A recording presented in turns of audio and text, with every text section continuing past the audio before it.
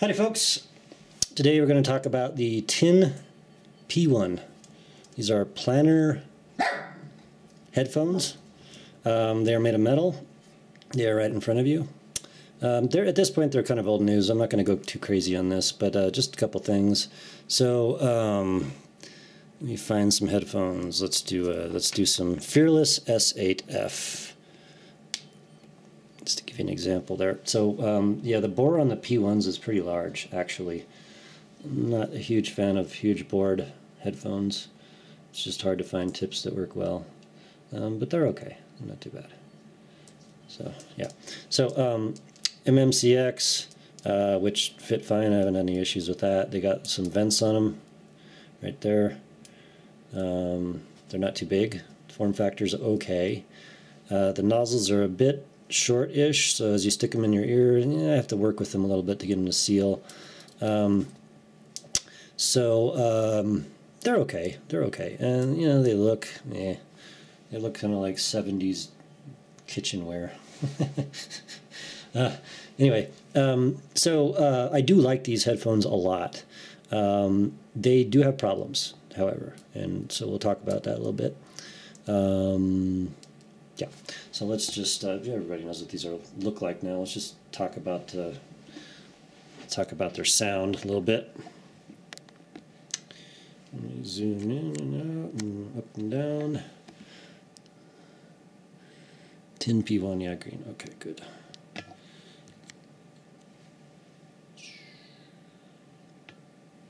Okay, so Tin P1 is like this green line right over yonder. I'll talk about it.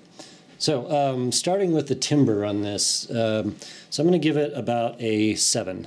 So again, timbre is an all-encompassing word. It doesn't really mean much. It just sort of like, as I listen to instruments and things, do they sound correct? On a scale of 1 to 10, I'm going to give it about a 7. So they do actually sound really nice, quite correct. Next thing would be coherency. So that's if we have multiple drivers in a headphone, and these are just one planar driver.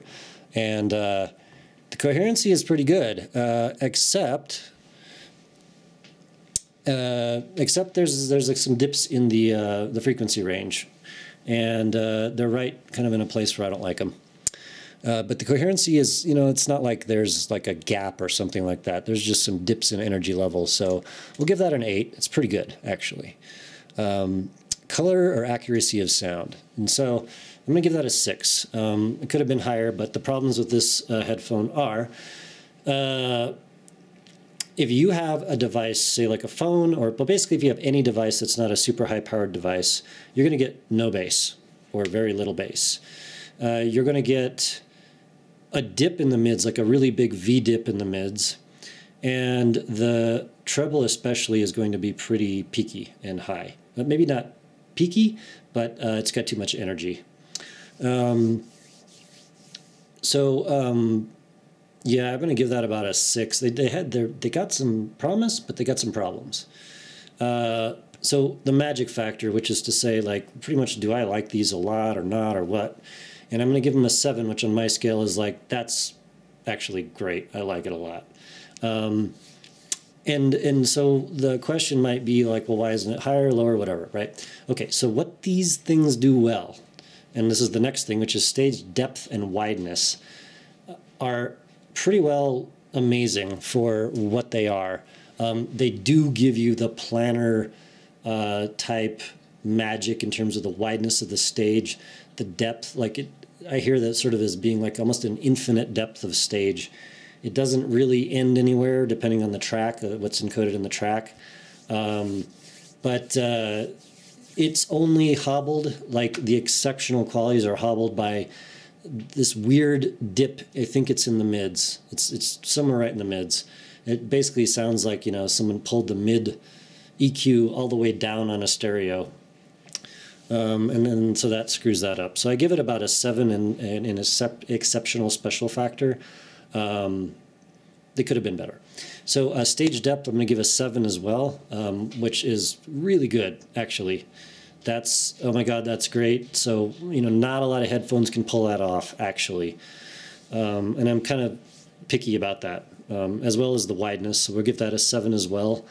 And the funny thing about those two metrics is that with the P1, the more power you add, so I'm not saying you turn them up, I'm saying you just give them an amplifier that has reserve gain, right? Like that, like an X Duo, all right? Give these headphones a lot of reserve gain, reserve power, and suddenly the bass starts to work, and suddenly the treble becomes a bit less energetic and peaky, and the stage widens up and the imaging becomes more point on. So unfortunately, these P1s, you can't use them with a lot of stuff, man. Like this thing, Acme, right? MF01. That's a big no. It sounds like crap with this. Not even close to enough power.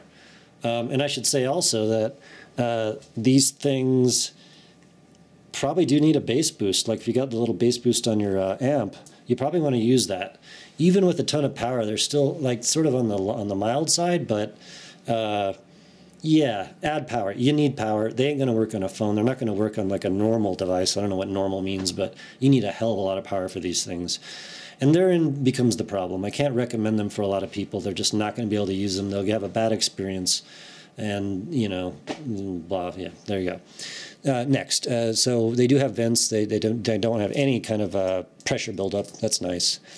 Isolating, they're fine. Actually, they're metal. They don't have, like, the vents aren't big enough. I don't hear any sound bleeding through them, so it's good. So I'll give that like a 7. Especially if you use foams, really get them in there. They'll really seal up good. So detail, treble, and sibilance. Sorry. I forgot the bass. Bass is 5. We're going to give it a 5. You need to add a lot of power. You need to probably add some bass EQ as well. You can get some bass out of them. They're not super bassy, but it's you add enough power and it's not going to be like, it won't piss you off. We'll just put it like that. You'll get some bass. It'll be fine. The mids are really nice at about a 7, really nice and rich, except for the stupid dip in them. I'm probably going to drop that to a 6, honestly, just because, like, planar mids sound good, but you dip that out in some weird place, then you got a problem there. But the magic of the planar driver and the way mids react to that is actually really nice. Yeah, 6 to 7. I put a 7 in there. I'm probably being nice. Detail. So they're a little rich in the treble region. I probably would prefer them to be a little less. They're not sibilant or anything like that. Planar drivers, I don't think they really get sibilant. It's just, I haven't heard any that do anyway. So 7. I would give them an 8 if they had a little less in some area of the treble, a little bit less. And then so, of course, planar, they do have really nice resolution. We're going to give that an 8. Like I hear, say, violins, saxophones, reed instruments as having really, really nice overtones. You can really hear the scrapes and, you know, like the really fine resolution things that pop out of acoustic instruments like that. The saxophone sort of like high-end, you know, that gravelly tone really, really jumps out of these real nice. So that's cool. And they do actually a great job at binaural, which is, I don't know, the graph or whatever. I looked up a graph. It didn't look like it should work, but they sounded good to me on binaural. I screwed that up. That's a 3. So total is going to be 84 out of a max of my current score is about 110, which is the EJ07. So 84 is, you know, pretty decent. I think the price is like maybe 150 to 160 bucks. So the question would be for people, should I buy these? And I think probably not. So I think that with planar drivers, the technology is just getting hot, right? I think they're getting good at this. Yeah, let me look down here. I think they're just getting the technology to the place where it's going to be affordable and really good. And so I've also got these other ones, which are the Tone King BL1. You see that big old planar looking weird driver in there? These things have major problems. Like, you can't EQ these to any place that sounds reasonable. They have promise, wide stage, nice depth, and totally whacked out, absolutely whacked out frequency range. It's just, not good. It's bad. I actually tried EQing these for like a week and just gave up. It's kind of sad. These are like maybe 180 bucks. Ew. Ooh, I feel bad for people that bought these. Sorry, Tom. Any case, so yeah, I'm going to probably recommend against these. I think, you know, I'm sure tin is going to come out with like a P2. I wouldn't doubt it'd be pretty soon. These are like more than a year old at this point, I think. But, you know, the people that own these, they do respond super well to EQ. So, you know, you can bump that little dip up in the mids and get a little bit better frequency response, a little more balanced out of these. I do hope they shrink the bores on them. That's just huge, man. There's no point in that. Anyways, I like them. I like them a lot. For the price of like 150 bucks, they do a lot good and a couple things bad. And don't buy them. Wait for the next revision of the tins. Cool. Have a great day, folks. See ya.